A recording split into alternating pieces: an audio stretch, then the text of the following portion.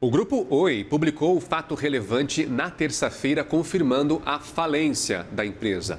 No comunicado oficial, a empresa informou que a decisão da Justiça do Rio de Janeiro negou os recursos que foram movidos pelo Bradesco e pelo Itaú, que haviam pedido a continuidade do processo de recuperação judicial. Eles foram julgados improcedentes, portanto, continua a decisão da primeira instância de decretar essa falência. Vamos lembrar que a Oi acrescentou que houve a nomeação de 2 novos administradores judiciais dessa etapa final. O grupo ressaltou que vai manter os acionistas e o mercado informados sobre o andamento desse processo. E esse caso da Oi acontece em um momento de aumento dos pedidos de recuperações judiciais e extrajudiciais aqui no Brasil. E para explicar esse movimento e os impactos para as empresas e credores, vamos conversar com o Rodrigo Galegos, que é sócio da Ritus Partners e também especialista em reestruturação, e teve aqui a caridade de me ceder um pouco de tempo para conversar comigo. Seja bem-vindo, Rodrigo. Bom dia. Bom dia, Gustavo, tudo bem? Eu que agradeço aqui a oportunidade de poder falar aqui do tema aqui, que infelizmente acaba não saindo aí das pautas, né, que a gente tem visto das empresas recentemente. Exatamente, tem sido bastante frequente. Aqui começando pelo caso da Oi especificamente, Rodrigo, um dos maiores processos de recuperação da história do Brasil e com direito a 2 pedidos de recuperação judiciais até a Justiça, portanto, esgotar os recursos. Então, indo direto ao ponto aqui contigo, Rodrigo, qual foi o erro crucial no plano de estruturação que impediu a sustentabilidade da operação da Oi aí no longo prazo e acabou culminando, portanto, na falência da empresa? O que a gente vê geralmente, Gustavo, assim, as empresas elas sempre tentam se reestruturar previamente, né, a parte de uma solicitação de recuperação judicial, uma solicitação de recuperação extrajudicial, né, que é o que a gente tem visto, que é um instrumento extrajudicial que tem crescido cada vez mais.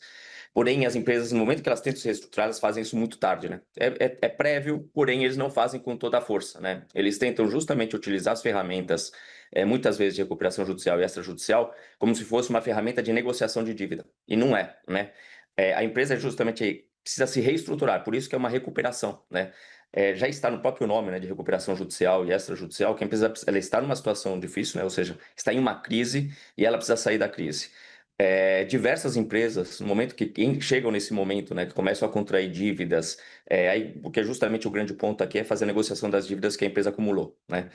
Mas aí começa a acumular dívidas geralmente financeiras, né, com os bancos, e depois começa a atingir a parte de fornecedores, né? E aí, quando entra na parte de acumular dívidas com fornecedores, aí tem um impacto direto na operação, tá?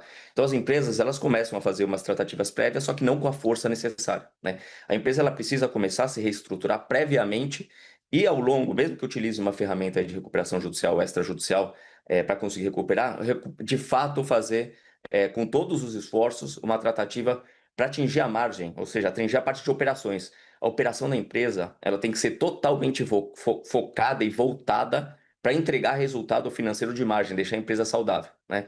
E assim como eu comentei, geralmente as empresas, muitas das empresas que a gente vê que é eu acho que o maior erro que a gente enxerga dentro das empresas é utilizar isso aqui apenas para, eu vou pegar as dívidas, vou juntar todo mundo numa conversa, uma negociação, e eu alongo as dívidas ou faço, em muitos casos, um haircut deságio, que nada mais é que um desconto da dívida que foi feito, e tento alongar para ver se eu consigo pagar isso aqui num plano que eu estruturo. E aí o erro da empresa é não atuar de fato dentro da parte operacional, revisando o modelo de negócio, porque se a empresa chegou nesse patamar de não conseguir fazer o pagamento primeiro das dívidas financeiras e depois começar a afetar a parte de fornecedores, significa que o modelo dela não está totalmente sustentável. Então ela precisa se entregar e realmente fazer atuações pesadas dentro da parte operacional e de modelo de negócio, revisando produtos, revisando a estrutura interna da empresa, revisando de fato o core da empresa, né, para aquilo que muitas vezes a empresa começa a crescer em diversos tipos de setores e aí acaba perdendo basicamente o core, né, ou seja, para aquilo que ela foi feita. E aí entra numa situação ali que, de novo, não consegue pagar, o plano não funciona, que é o que a gente vê em muitos casos de recuperações judiciais e essas judiciais que não dá certo. Ou aí, que nem você comentou, Gustavo, a empresa pede mais de uma vez, né? Ela tenta, faz uma solicitação, faz a negociação, vê que conseguiu um fôlego de prazo, basicamente, não faz o trabalho dela bem feito dentro de casa para melhorar, de fato, a margem da empresa. Exatamente. Depois, de novo, aperta e tem que solicitar de novo uma nova recuperação judicial e extrajudicial. E Porque esse caso basicamente da Oi, Rodrigo, esse caso da Oi, ele destaca um desafio especial que é liquidar uma máquina pública de serviços essenciais. Para quem não sabe, a Oi presta serviços para a Polícia Militar, para o SAMU também presta serviços para lotéricas, enfim. Como que, é uma dúvida justa aqui que eu tenho, que é como que as administrações judiciais conseguem manter essas operações ativas enquanto faz a transição para outra empresa saudável sem recursos no caixa, Rodrigo?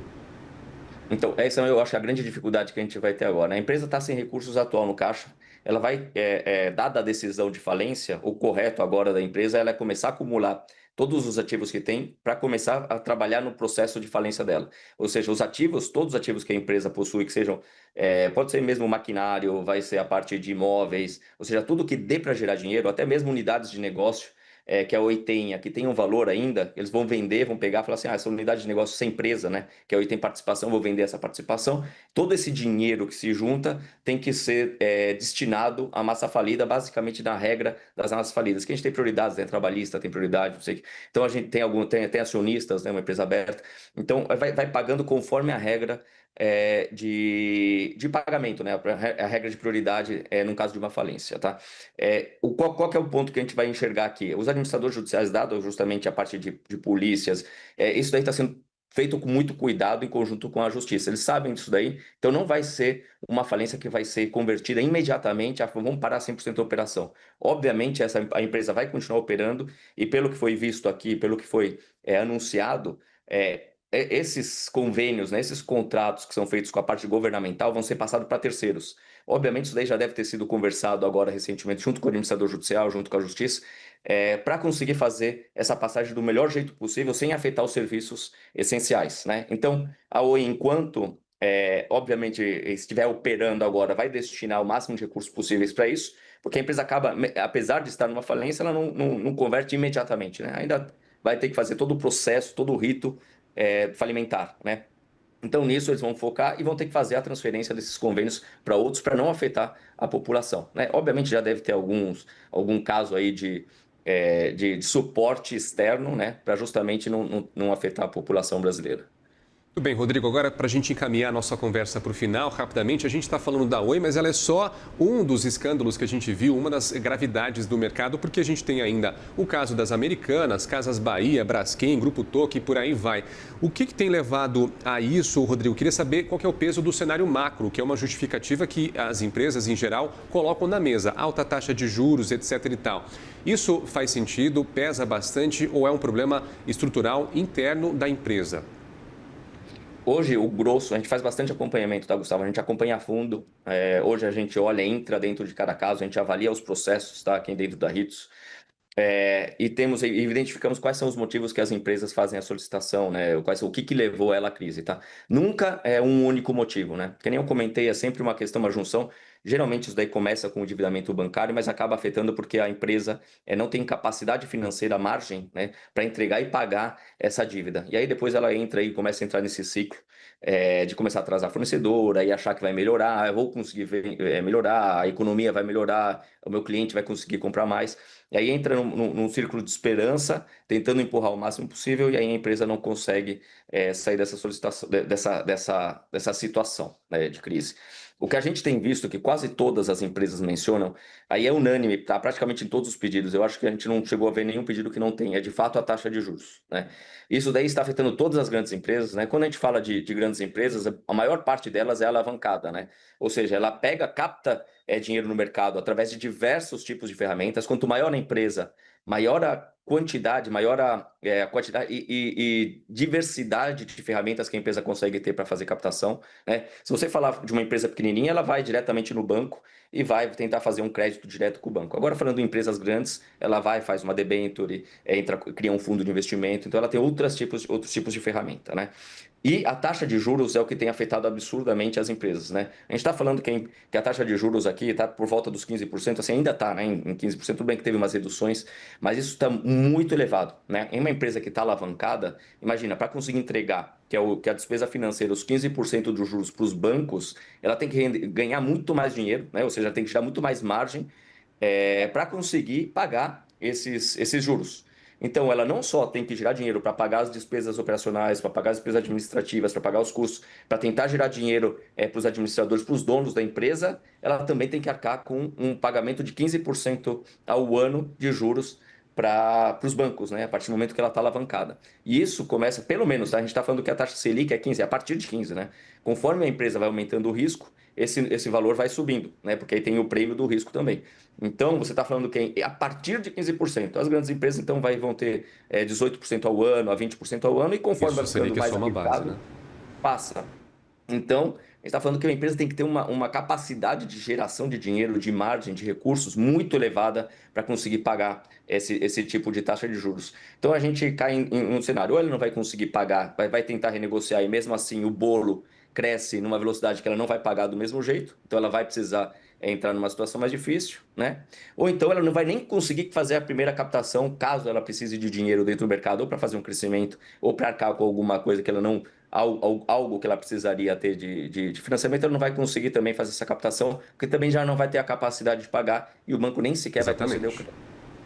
Então a gente está aqui numa situação muito difícil hoje por causa da taxa de juros. A gente sabe que é o jeito que é muito difícil, né? Falar, não, é só abaixar a taxa de juros. A gente sabe que não é assim, né? A gente tem aí o Ministério da Fazenda, o Ministério da Economia que trabalham junto com o Banco Central para tentar fazer as avaliações de como conseguir conter a inflação, ou seja, os demais indicadores econômicos. Mas uma que é certeza que está afetando negativamente as empresas hoje do Brasil como um todo, e basicamente as empresas que estão quase todas alavancadas aí também, é a taxa de juros. Enquanto a gente não tiver uma taxa de juros saudável, a gente vai continuar vendo esse aumento aí de empresas solicitando recuperação extrajudicial e judicial. Exatamente. E tanto as recuperações em geral, como o caso da falência da Oi, ainda vão ter muitos capítulos e a gente volta a conversar sobre isso. Rodrigo Galego, sócio da Ritus Partners e também especialista em reestruturação. Obrigado pelo papo, meu amigo. Até uma próxima, viu? Eu que agradeço. Boa tarde. Tchau, tchau.